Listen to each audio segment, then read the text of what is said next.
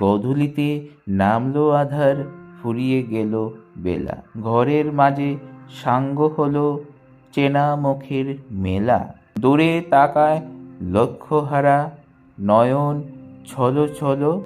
এবার তবে ঘরের প্রদীপ বাইরে নিয়ে চলো। মিলন রাতে সাক্ষী ছিল যারা, আজও জ্বলে আকাশে সেই তারা।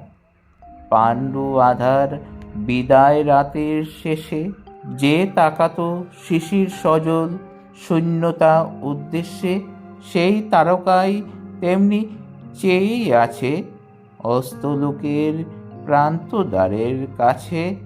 অকারণে তাই এ প্রদীপ জ্বালাই আকাশ পানে, যেখান হতে স্বপ্ন নামে প্রাণে।